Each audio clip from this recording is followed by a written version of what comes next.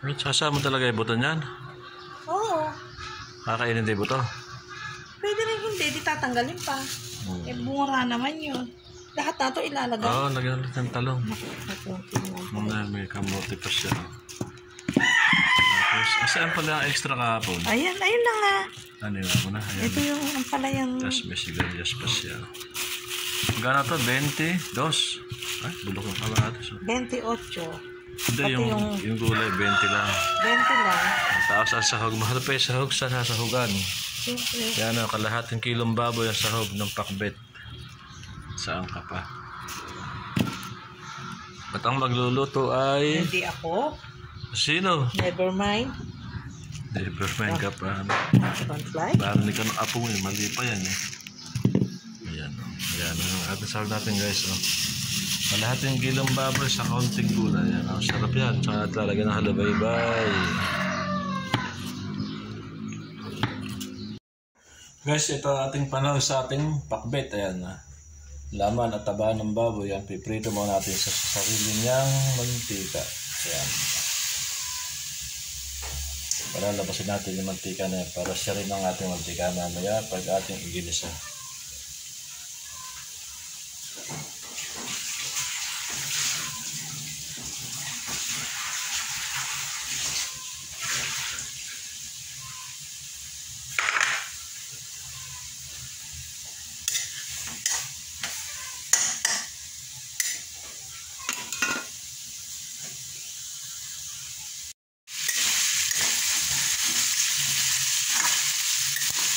Galing ito guys sa ating magiging sahog sa ating pakbet. Ito natin sa muna bago ating sahog. Masarap yan, medyo tostado para lasang-lasa sa gulay.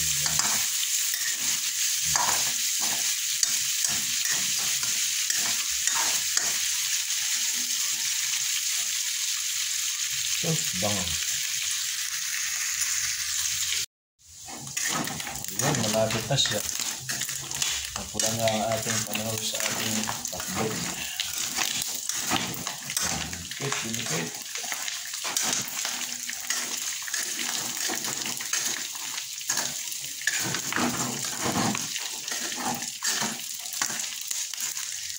Pwede na ito. Tingnan natin na ating ang gigisahin. Ito.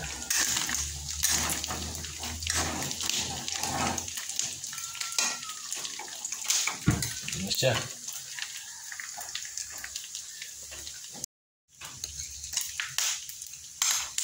Sa ating mag-isa guys, ayan. Hindi tayo nag-isa sa sarili niyang mantika. Kunti lang naman yung mantika, hindi naman karamihan. Kaya pwede na yan.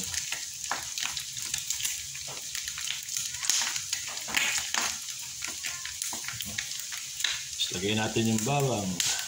Ay, bawang sibuyas. Ayan.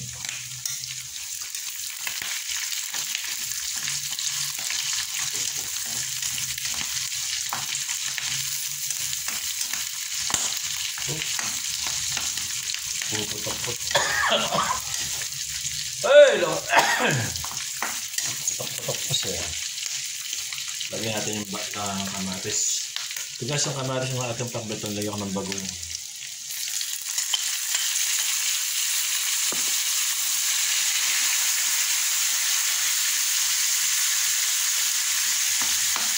Saka natin ihahalo yung baboy. Ating pinritong baboy.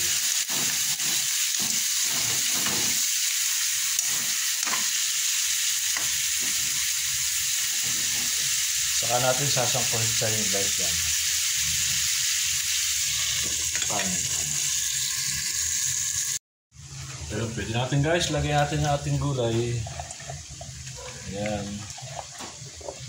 Yan ang diretso na tanghalian yan. Dami. Sarap. Sarap naman.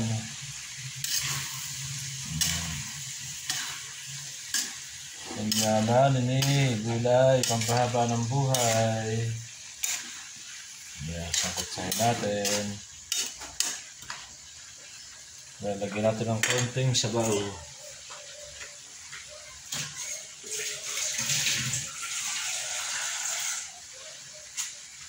Saka natin pakukuluin. Hop. Aywa. Yummy. Saka natin itatakpan.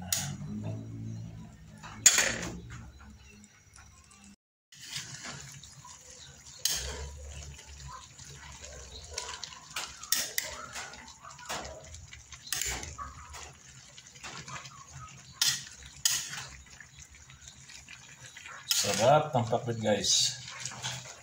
Medyo matagal-tagal na rin tayo hindi nakakain ito. Hindi pa ron, dahil sahog. Sinahog natin ng kalahating kilong baboy. Para sulit ang lasa.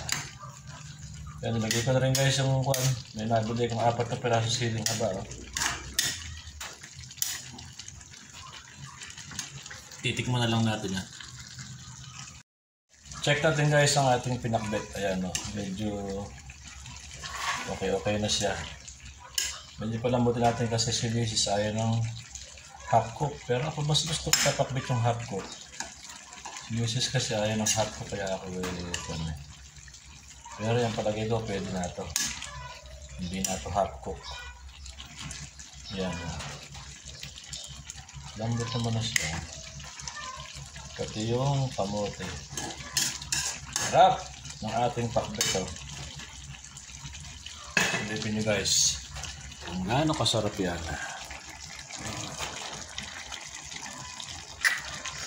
Kalahating kilong baboy guys ang sahog niyan. Super sarap.